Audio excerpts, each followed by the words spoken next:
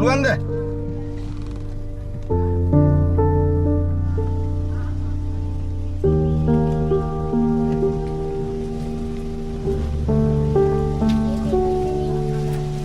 මේ ගේට්ටු බාගට නැරලා තියෙන්නේ. තාම අරින්න බැයිද?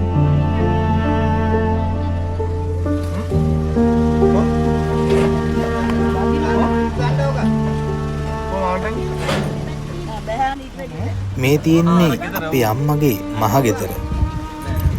ඉතින් ලංකාවට ගියාට පස්සේ මට ඕනුණා මහගෙදර බලන්න යන්න.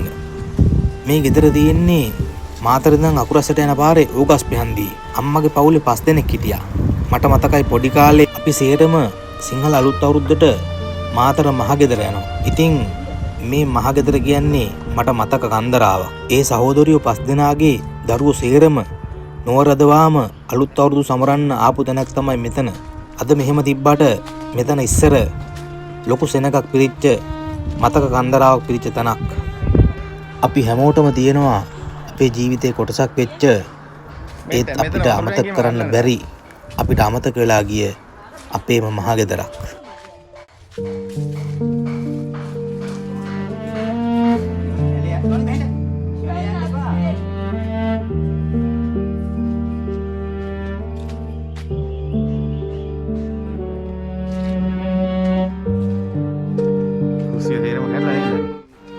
මේ තියෙන්නේ ඉස්සර අපේ ආච්චි උයපු කුස්සිය. කුස්සියේ බිත්ති සේරම කඩාගෙන වැටිලා.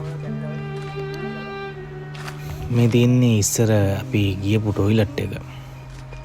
ඒවත් දැන් කඩාගෙන වැටිලා. ඉතින් කුස්සිය දැක්කම මතක් වෙනවා ආච්චි අපිට අටුකොස් හදලා දීපු හැටි. අපි ළඟින් තියාගෙන කතන්දර කිය උයපු හැටි. ඉස්සර මම මාතර මහගෙදර එන්න ආසම දෙයක් තමයි මේ වත්තේ හිටපු වඳුරු. මං ඉතින් වඳුරු බලන්න හරි ආසයි. අද මේ ගස්වල වඳුරෙක්වත් අපිට දකින්න නැහැ. ඇත්තටම දකින්න හම්බුනේ නැහැ.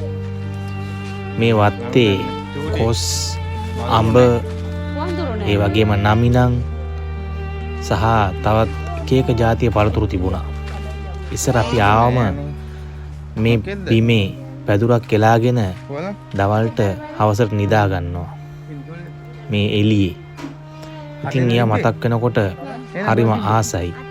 ඒ තමයි අපේ ළමා කාලේ, අපේ සුන්දර කාලේ. අපි අවුරුද්දට පාරක් ඉස්සර මහගෙදර එනවා. ඉතින් මේ සැරේ ලංකාවට ගියාම අපේ සංසබාවත් මම අපේ මහගෙදරට එක්කන් ආවා. හැබැයි අපි පොඩි කාලේ දැකපු ඒ ලස්සන වටපිටාව, ඒ ලස්සන ගම, ඒ ලස්සන මහගෙදර අපේ සංසබාට නම් දැන් බලන්න විදියක් නැහැ. ඉතින් හරිම දුකයි අපේ මහගෙදර මේ තත්ත්වයෙන් තියෙනවා දකිනකොට. අපේ බුදුහාමුදුරුවොත් කියලා තියෙනවනේ සීලුම දේ අනිත්‍යයි කියලා. ඉතින් අපේ මහගෙදරටත් ඒ දේ අදාළයි.